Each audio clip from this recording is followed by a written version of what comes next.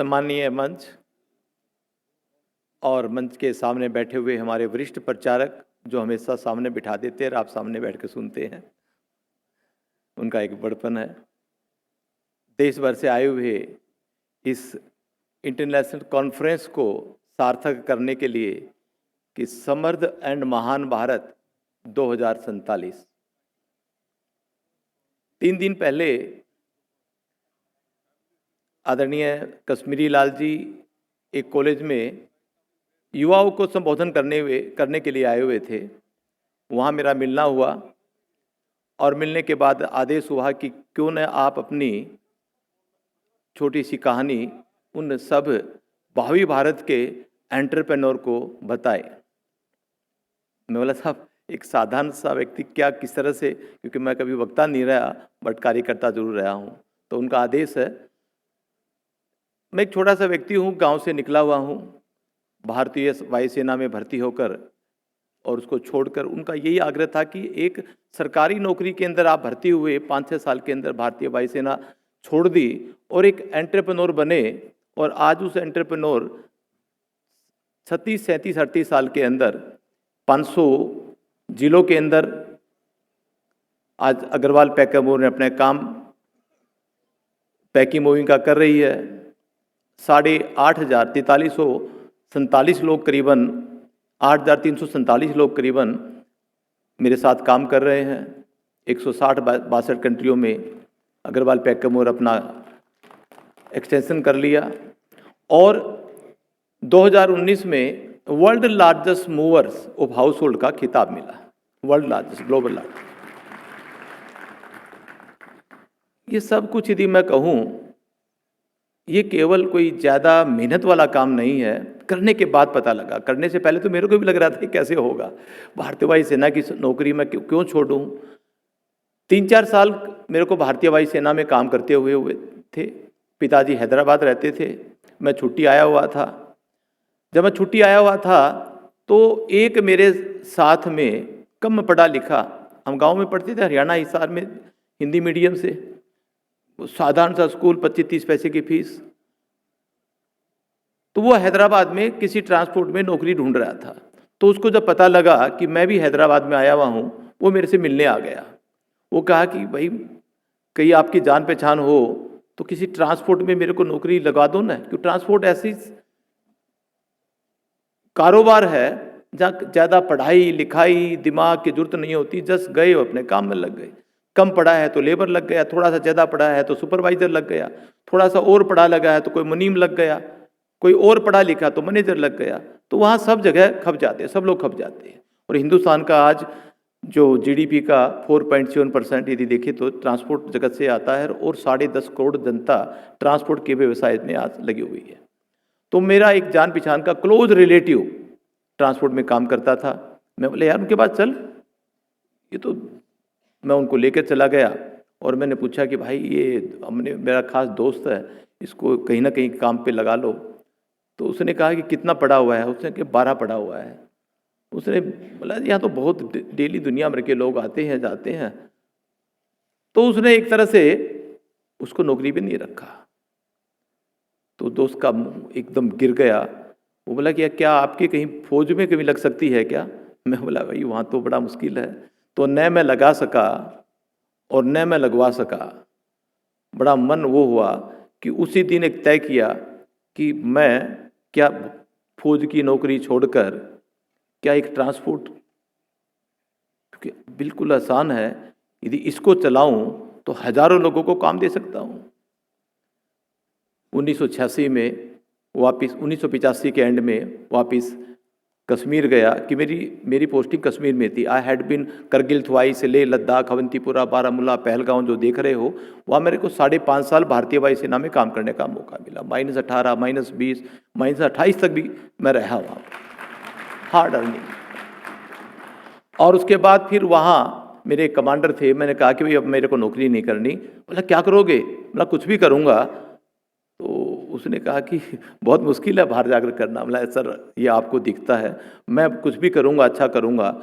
और क्या करोगे? मैंने कहा कि यहाँ पर जो शिफ्टिंग होती है घर सामान की, एक ऑफिसर एक जगह से दूसरी जगह जाता है, इट्स वेरी पेनफुल एरिया। मैं इस पेनफुल को कुछ न कुछ मेरे लिए गेनफुल बनाऊंगा और ये काम मैं करूंगा।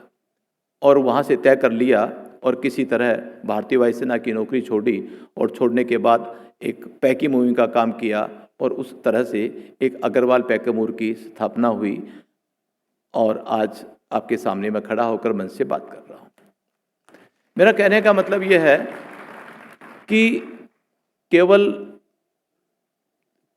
सबसे आसान एक उद्यमी बनना है, सबसे आसान। यदि मेरे को कहो कि आप खेल के बड़े वो बन जाओ, नॉट पॉसिबल। यदि आप कहो कि IAS IPS बन जाओ, 800-900 लोग बनते हैं, नॉट पॉसिबल। पर एक उद्यमी बनना बहुत आसान है। करना क्या है कि सपने लो, कौन से सपने, जागकर दिन में उसमें एक लक्ष्य धारण कर लो कि मेरे को ये काम करना है, उस लक्ष्य को निरंतर प्रयास करते रहो, फिर फेल हो तो फिर प्रयास करो, उसके बाद आपका 1000% वो काम होगा। यानी कि कुछ भी यदि करना हो, उद्यमी बनना सबसे आसान है। और उसके बाद जब उद्यमी बना तो धन की भी आवश्यकता होती है।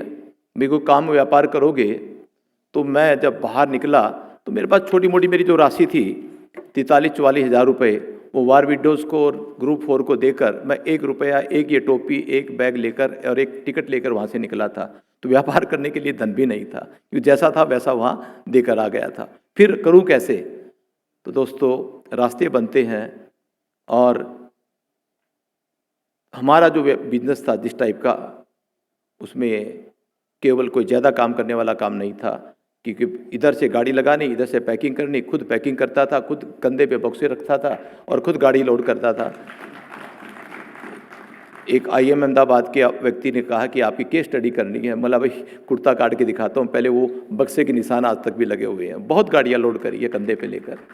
तो बस वही एक है कि आप छोटा बड़ा कुछ भी मत समझो। चिट्ठी आ गई, मगर 1-1.5 मिनट की बात और मैं कह के मेरी बात पूरी करूंगा कि सेवा भारती का दायित्व मिला हुआ है। सेवा भारती के अंदर काम करते करते वहाँ भी एक ऐसा दायित्व मिला, ऐसी जिम्मेवारी मिली, क्योंकि हमारी मुख्यमंत्री जी ने अपने भाषण में कहा बेटी पढ़ाओ, बेटी बचाओ और कहा कि बेटी को आगे बढ़ाओ। ये तीनों की चीज़ सार्थक सेवा भारती दिल्ली प्रांत ने करी।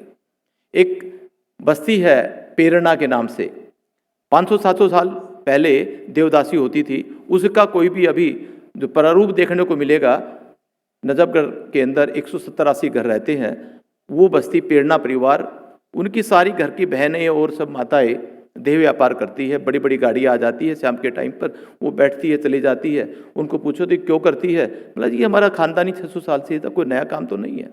तो उन्होंने ये, अब हम उनके पास जाकर कहें कि काम मत करो तो क्या रहेगा कि बोला अच्छा आज आप बताने के लिए आए हो, 700 साल से हमारा शोषण हो रहा था। तो सेवा भारती ने एक प्रण किया कि हम इसके ऊपर काम करेंगे। जिम्मेवारी लगी कार्यकर्ताओं की, उन कार्यकर्ताओं में मेरी भी जिम्मेवारी लगी। हम उन घरों में प्रवास करना शुरू कर दिया। अब उन घरों में प्रवास करने से क्या होता है कि कल ने कोई आपका फोटो लेकर घर में दे दे तो ये तो तलाक हो जाएगा। मैं घर पे जाकर पत्नी को कहा कि भाई मेरा वहाँ कई बार प्रवास होगा, फोटो भी आ सकता है, तो तुम्हारे को ऑब्जेक्शन? बोली कि मेरे को कोई ऑब्जेक्शन नहीं है। तो उनके घर में गए, कभी चाय पी, कभी भोजन किया। तो उन्होंने को हमने ये कहा है कि आपकी बेटियों को पढ़ाओ। उन्होंने कहा कि क्या करेगी पढ़ाकर? तो हमने कहा कि जो कमा रही है उससे अच्छा कमाएगी। तो दोस्तों मैं उनमें से 5 बेटी हमारे 3 महीने के प्रयास से हम लेकर आए। एक जगह है आनंद निकेतन, साउथ दिल्ली की चाणक्यपुरी के पास, वहाँ एक गुरुकुल खोला, एक कोठी किराए पर ली। कोठी वहाँ बहुत महंगी मिलती है, मगर फिर भी किसी कार्यकर्ता ने 1,30,000 में दी। उनको वहाँ की लोकल बहनें पढ़ाना शुरू किया और विद्या भारती के स्कूल में उन्होंने अपने एडमिशन CBSE में दिलाया। अगले साल फिर उन 5 बेटियों को उनके दिवाली पे घर पे भेजा और उनको बेटियों को देखने के लिए सारे उनका 180 घर के लोग आए। तो उन्होंने कहा कि यार ये तो बदल गई। तो बोला कि और 5 बेटी दे दो। फिर 5 बेटी और लेकर आ गए, हमारे पास 10 हो गई। अगले साल फिर 5 लेकर आ गए, 15 हो गई। इस बार हम 15 बेटी और लेकर आ गए, 30 बेटी हो गई। ये बेटियों की जो शिक्षा दीक्षा जो हो रही है वो ऐसे वातावरण में हो रही है, और एक दिन ये छत्राणी, वीरांगना और भारत का भाग्य बदलेगी, वो बेटियां होगी, ऐसी वो शिक्षा है। और इन 30 के बाद ये 50 जब बेटी हो जाएगी, इन बेटियों के द्वारा उन्हीं के परिवार का परिवर्तन करना, वो उस व्यापार से छोड़कर दूसरे काम में आना, बाकी की बेटियां जो वस्तु बनी हुई है वस्तु न बनकर वो भारत की धरोहर बनना, ऐसा काम एक सेवा भारती ने शुरू किया है। मैं सोचा कि इतना बड़ा मंच है, ये बात आपको जरूर बता दूं, क्योंकि सेवा भारती अपना कोई गुणगान नहीं करती, मगर एक प्रेरणा के लिए मैंने ये बात कही है। मैं मेरी बात खत्म करता हूँ। आप लोगों ने समय दिया, धन्यवाद। जय